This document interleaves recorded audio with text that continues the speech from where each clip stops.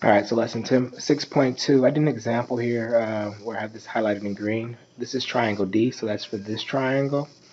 And so what we're looking at is we're looking at the units for each side. This is the base, this would be the slant height, and then this C would be the hypotenuse.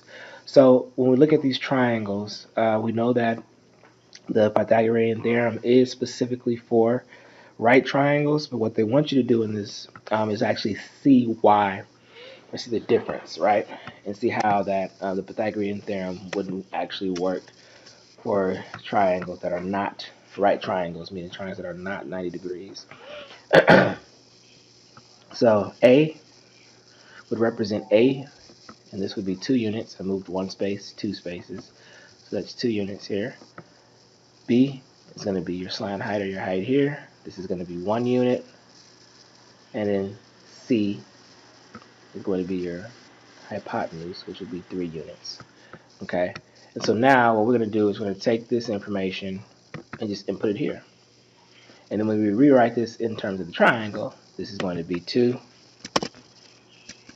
It's going to be 2 to the second power, 2 squared, 1 squared. This is going to be 3 squared.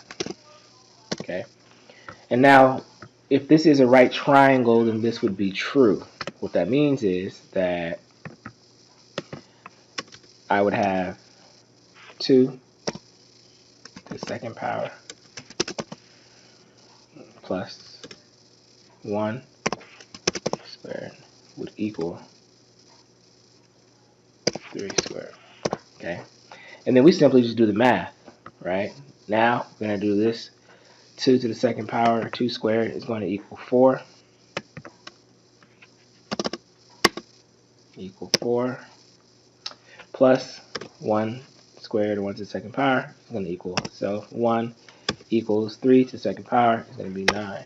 Okay, and I keep going, and this now becomes 4 plus 1 is 5 equals 9. Is this a true statement here?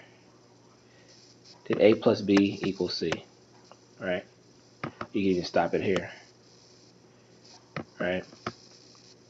Does A plus B equal C? Ooh, that's my question right now for you. Does A plus B equal C? No. Right? And then so we go on ahead and we do the same thing for this next triangle. This would be E. Right? So we have A, this is 2 units, B, which is 1 unit. So we have our hypotenuse, which is 2 units. Okay. And then we do the same thing for this one. 2 units, 2 units, 2 units. We just fill in for A, B, C. Then for your second part of it, you do this. Whatever your base is, now it's going to be to the second power squared. It's going to be squared. It's going to be squared. Okay. And then you'll do the same thing for PQR. And then for 6.3, you're simply going to use A squared plus B squared equals C squared. Remember, your base is A, your height is B if they don't tell you. But because you're adding, the property of addition, either way it's going to be the same number, whether this is B or whether this is A when you're adding, right? You can add backwards and forwards, so it really doesn't matter. But just to keep it streamlined, I always say assume your base is A, your height is B, your hypotenuse is C. Okay? A, B, C. A, B, C. I mean, you could go A, B, C too, but I like to continue to move in the right direction, same direction. All right.